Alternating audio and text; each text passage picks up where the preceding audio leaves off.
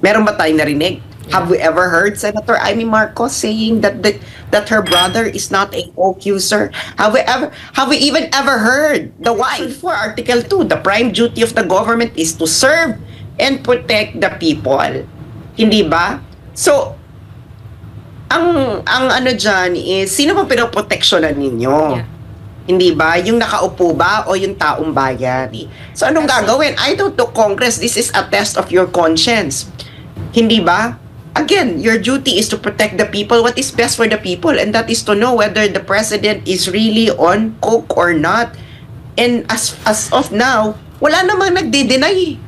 Ito nga mga kababayan, bago natin ituloy ang video na ito, kung bago ka lang sa aking YouTube channel baka pwede makahingi ng like at subscribe at click mo na rin ang notification bell para updated ka sa aking nilalabas na bagong video. Salamat po.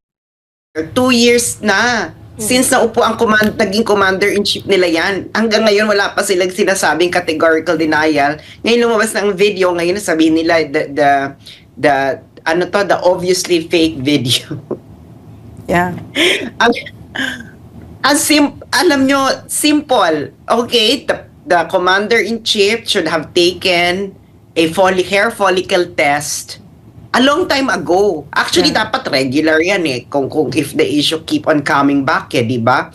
Kahit anong moment, sabihin mo, okay, I'm gonna have a hair follicle test right now. Di ba? Bakit hair follicle test? Because coke only stays in urine for 3 days. After 3 days, you're clean. So, wala ka ng trace niyan. Ang hair follicle, mga 90 days yung nagsistay sa system. So, dapat matagal na nila itong kinounter because the issue has been there. Pero wala naman silang sinasabi. And let me remind the Filipino public, not a single Marcos, not a single Romualdez has ever denied that their relative is a coke user. Meron ba tayong narinig? Have we ever heard Senator Amy Marcos saying that her brother is not a coke user? Have we even ever heard the wife?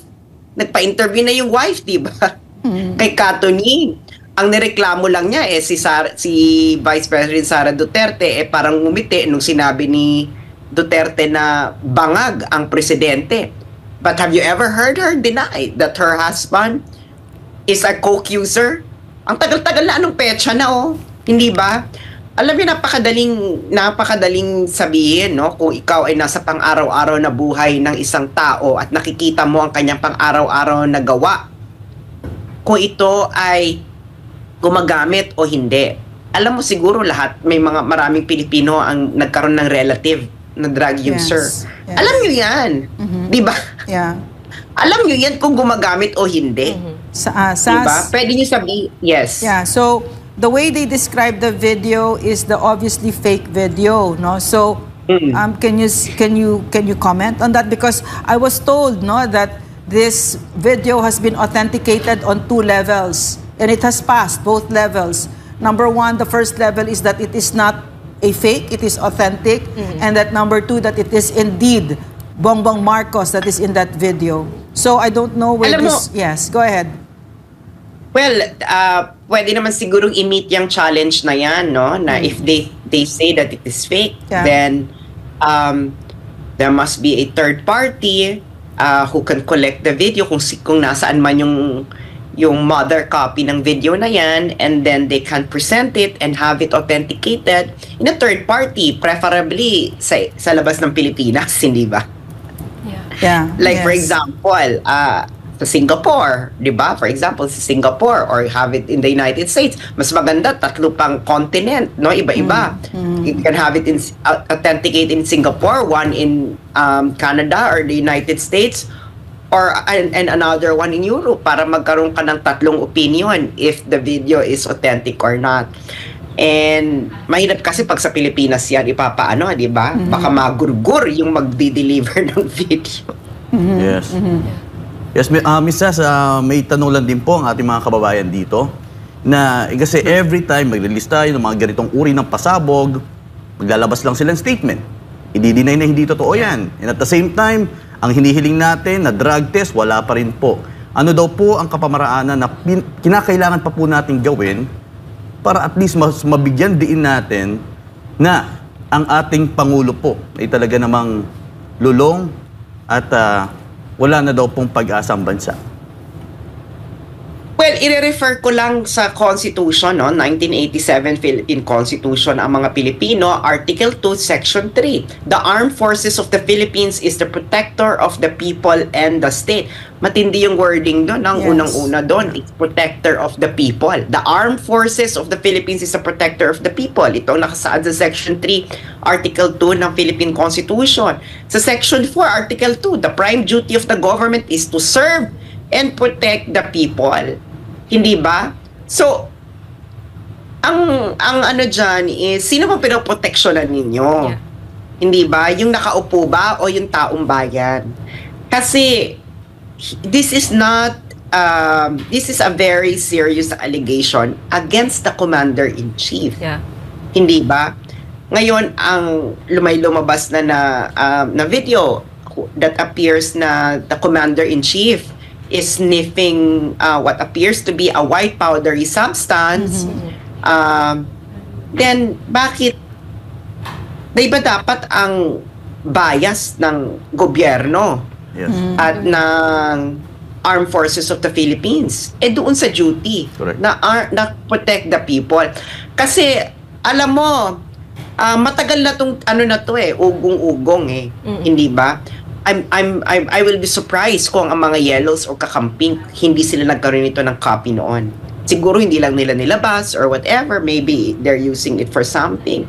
Pero ngayon, it so happened na the video landed on people na wala namang political hindi sila politiko, they're not maneuvering, no? Ilalabas lang talaga nila yan, and I believe I was told na kaya ito natagal na lumabas kasi pina-authenticate pa ito. No, bago ito ilabas kung ito ba AI generated, kung deepfake, and ayun nga, may nakapagsabi din sa akin na the authentication revealed na it is not deepfake. Hindi ba? Hindi ito AI. It can always be challenged, pero ngayon kasi, again, I will emphasize, not a single Marcos, not a single Romualdez, not a single relative of the president has ever denied, has ever said no, na hindi co-accuser ang kanilang kamag-anak. Silang nasa pang-araw-araw na buhay ng presidente.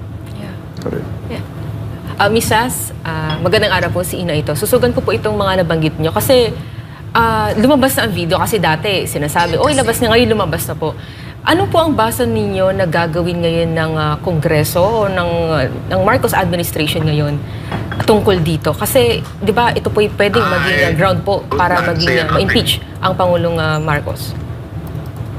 Well, again, I will emphasize the duty of the government according to the Philippine Constitution. Section 4. The prime duty of the government is to serve and protect the people. What is best for the people? The best for the people right now is for them to know whether the Commander-in-Chief, the President, the Chief Architect of Foreign Policy of the Philippines is sober. That is the primary question. Di ba? Is he sober? Is he a co-accuser? Was he a co-accuser? If he was a co-accuser, has he stopped? When did he stop?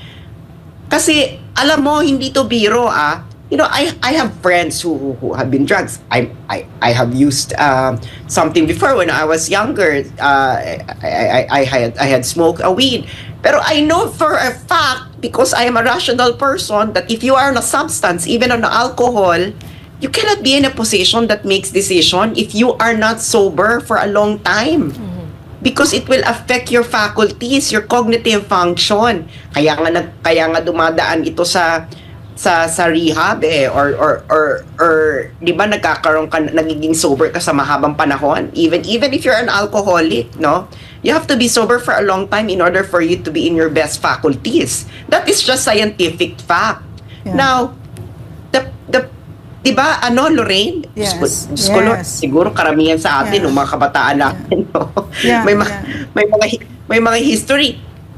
Even the users know that if you are a user, you cannot use cannot use drugs and make important decisions, no, in their life. You have to be sober for a long time, and then you enter sobriety. So anong gagawin? I don't know, Congress, this is a test of your conscience. Hindi ba? Again, your duty is to protect the people, what is best for the people, and that is to know whether the president is really on coke or not. And as of now, wala namang nagde-deny.